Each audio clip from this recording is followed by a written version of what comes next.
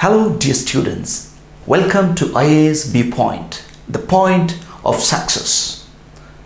Today let us discuss the topic, the citizenship. We will see under three heads. In the first part, let us try and understand the origin and the growth of the concept citizenship. From there on we move to the principles related to the concept of citizenship, and we will try and understand various principles which we generally do not understand. Next, under part B of the session, we will see citizenship in the Indian context. What are the constitutional provisions? What do they say? We will also see the Citizenship Act legislated in 1955 by our Honorable Parliament. Under part C of the session, we will see the various amendments carried out to this Principal Act, Citizenship Act 1955. The Constitution has been amended for 6 times since it was made. We will also see various other miscellaneous concepts related to citizenship. Friends, suppose if I ask you this question, what are the words or pictures that come to your mind the moment you hear the word citizenship? What do you say? Just reflect for a moment and allow the words to come in. Generally, if I place this question in offline classes, we find a number of answers like this.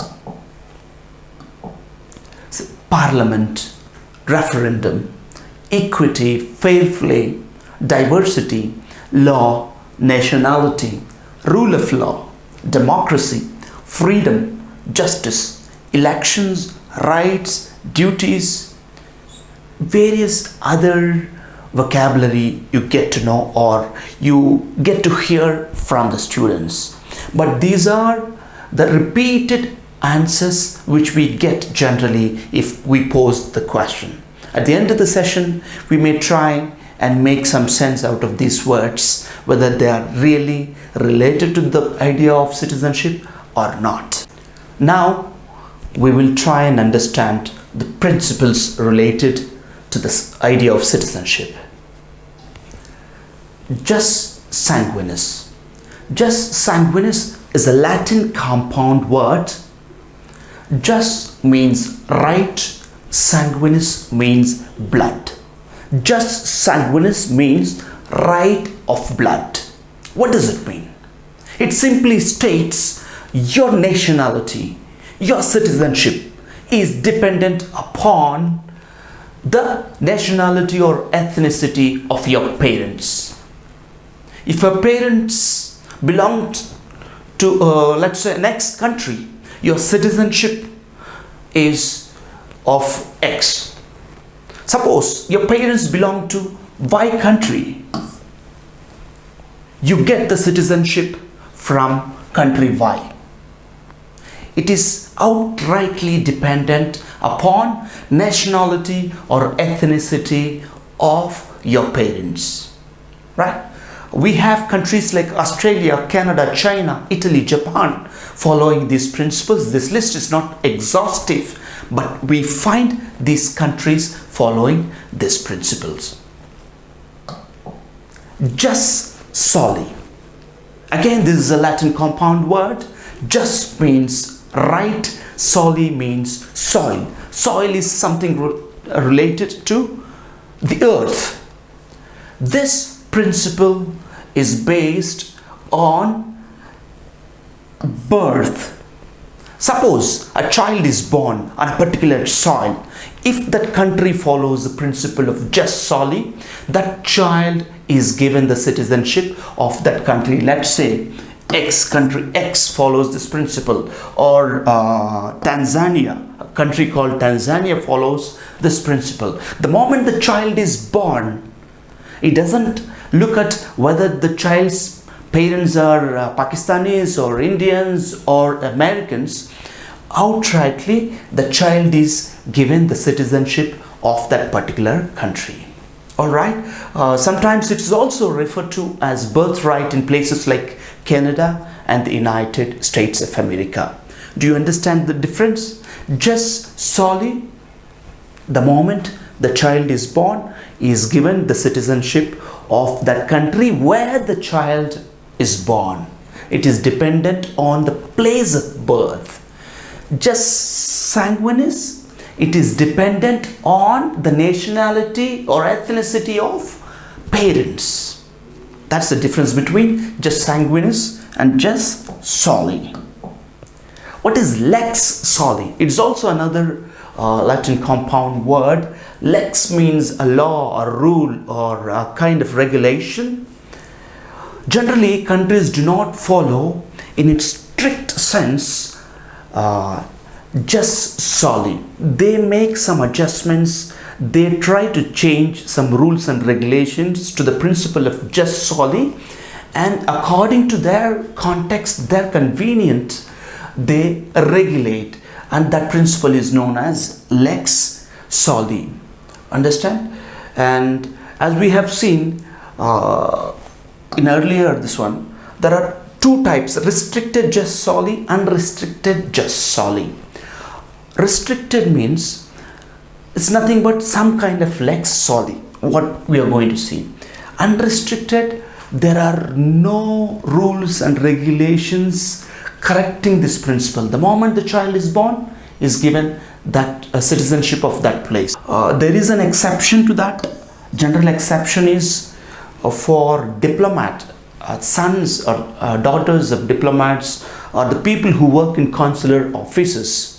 Their children are exempted from all these principles. These principles are not applicable to the diplomats. Nowadays, almost all the countries have diplomats in all the other countries.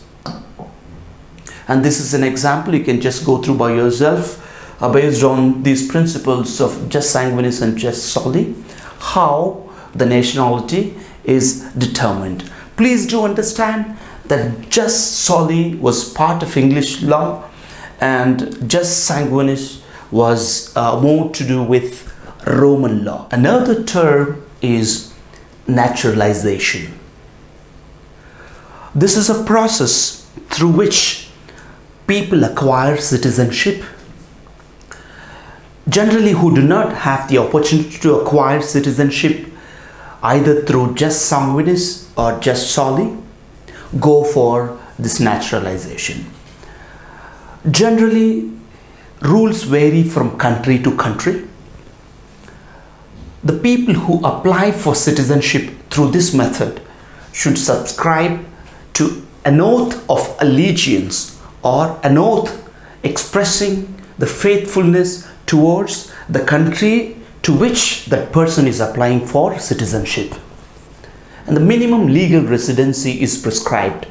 If you look at any of the rules of the countries regarding naturalization process, we observe that person should have resided in that particular country for about 5 years, 10 years, 15 years. There is a minimum legal residency. It may vary from country to country.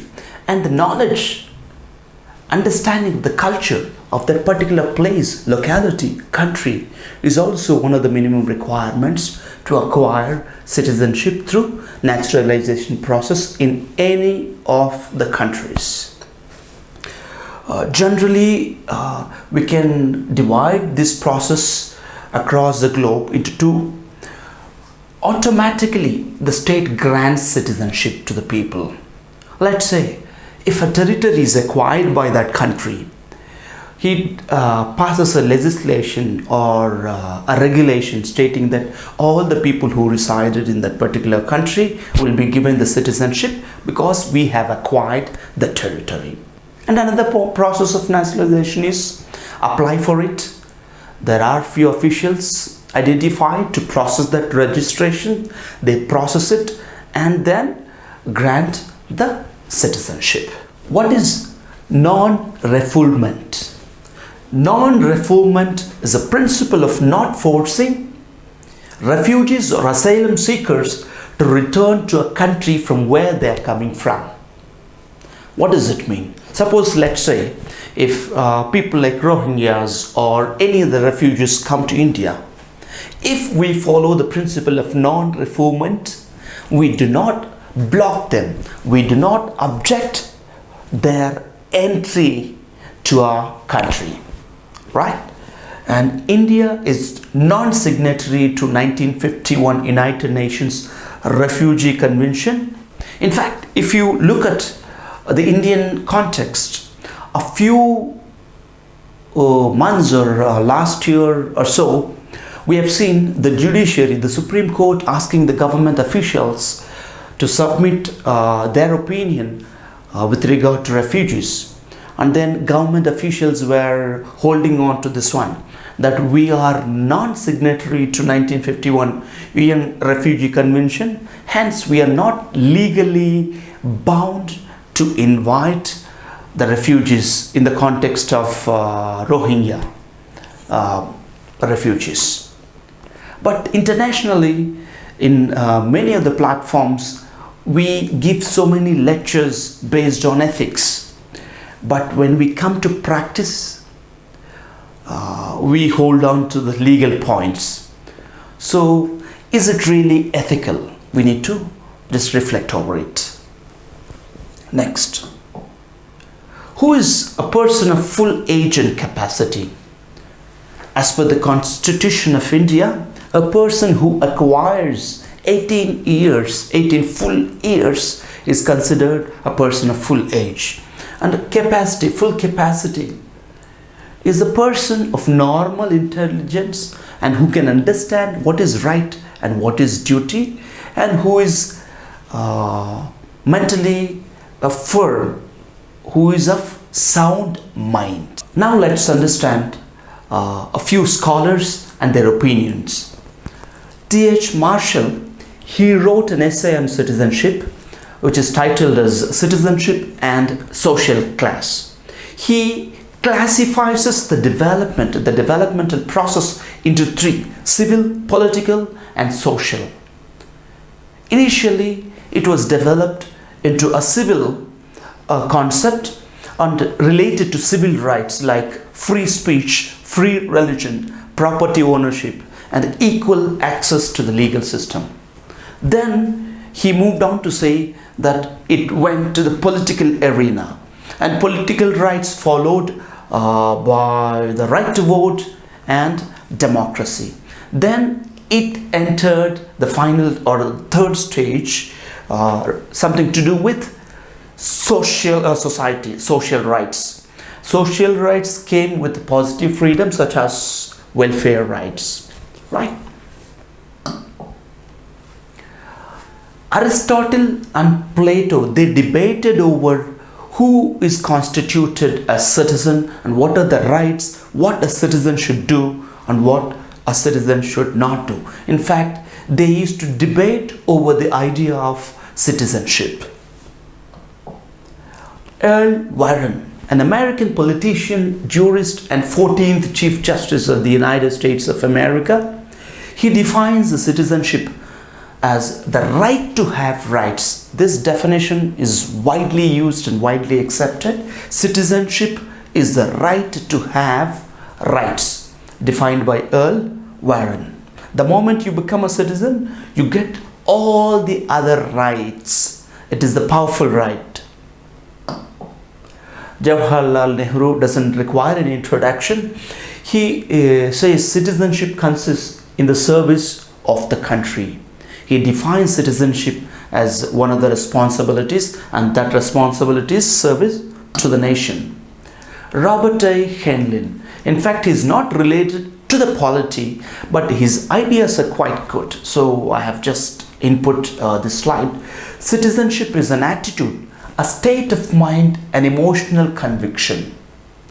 Here, citizenship is something to do not only with the physical elements, it is a notion of mind, it is a state of mind, it is an attitude, it is something to do with emotion. The idea, the concept of citizen is something to do with the idea of emotion, mind and attitude. Of course, he goes on to say that citizens are part and the whole is the nation, and the nation is more important and we should serve the nation. Next, John F. Kennedy, 35th President of the United States of America, says, political action is the highest responsibility of a citizen.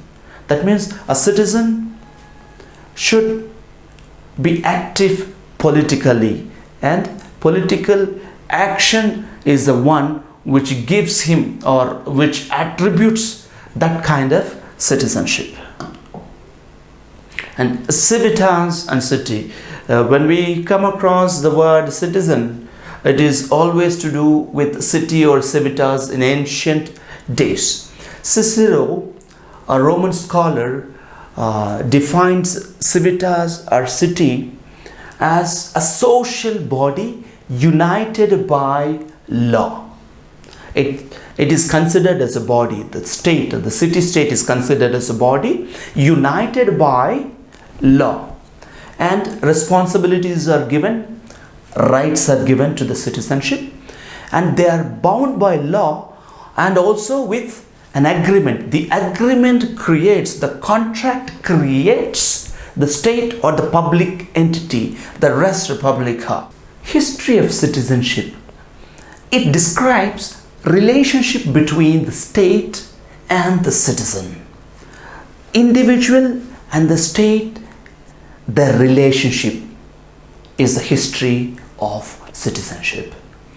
In ancient times, the idea of citizenship was much simpler in comparison to the contemporary world. Origins of this idea of nationality or citizenship can be traced to ancient Jews. These people had a written history, common language, common deity called Yahweh.